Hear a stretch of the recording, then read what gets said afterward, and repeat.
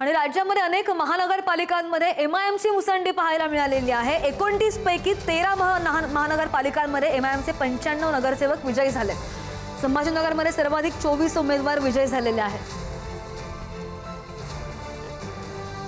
गिर पड़ के हमें ही देना है करके, लेकिन जब एक पर्याय आया उनके सामने एमआईएम पक्ष के तौर के ऊपर, तब लोगों को ये समझ में आया, अरे ये तो अपने आप को बड़ा सेक्युलर बोलते थे, इनके नेता तो हर रोज जो है वो अपना चोला बदल कर है तो भारतीय जनता पार्टी की गोद में जाकर बैठ जा रहे।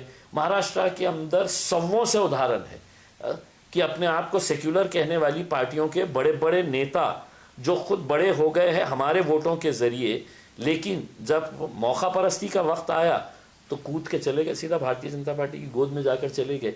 एक बात लोगों को समझ में आती है, हम कुछ भी हो जाए, कुछ भी कर ले, हम भारतीय जनता पार्टी के साथ जाएंगे नहीं।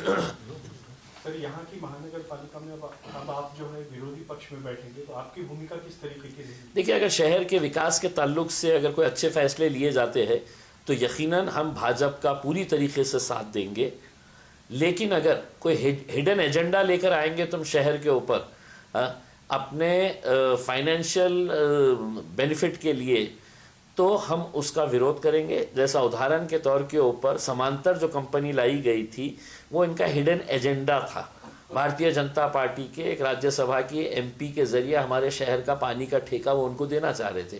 पूरे पक्ष एक तरफ थे, इम्तियाज जलील एक तरफ था। हमने विरोध किए, उस कंपनी को यहाँ से है तो उल्टे पांव भगाए यहाँ पर उसमें। तो ऐसे हिडन एजेंडा अगर तुम लेकर आएंगे तो हम हमारा विरोधी पक्ष की भूमिका जो है वो बहुत ही ताकतवर तरीके से हम निभाएंगे। शहर के विकास के लिए अच्छे मुद्दे अगर है तो यकीनन सभी पक्ष साथ में आए। मैं पहल कर रहा हूँ कि जितने पार्टियों के बड़े नेता है वो सब एक साथ मिलकर बैठे और शहर के लिए हम क्या अच्छा कर सकते हैं। अब आपने हमारे ऊपर कीचड़ उछाला, हमने आपके बारे में कुछ बोला, आप सब भूल जाइए। अब एक प्लेटफॉर्म के ऊपर आकर सब साथ में बैठ के शहर की तरक्की के लिए कुछ अच्छे फैसले लें। महाराष्ट्र की सियासत में एमआईएम एक अहम किरदार के मौक़िफ़ में आ गई है। जी देखिए, मैं आपको यही कह रहा हूँ ना कि देर से ही क्यों ना सही, लेकिन आज लोगों को ये एहसास हो चुका है और यही वजह है कि जहाँ जहाँ हमने इलेक्शंस लड़े हैं वहाँ पर हमारी नुमाइंदगी देखने को मिल रही है। मालेगांव में 21 सीट, धुलिया में 10 सीटें, नांदेड़ के अंदर 14 सीटें, अमरावती के अंदर 11 सीटें, मुंबई में 8 सीटें, मुमरा में 5 सीटें, औरंगाबाद में 33 सीटें। तो ये ऐसे, शोलापुर में 8 सीटें, तो ऐसे अगर आप देखेंगे तो यहाँ पर हमारा कभी प्रतिनिधित्व था ही नहीं। इक्के दुक्के कॉरपोरेटर्स ये वो चुन के आते थे, आज इतनी बड़ी संख्या के अंदर आ रहे हैं।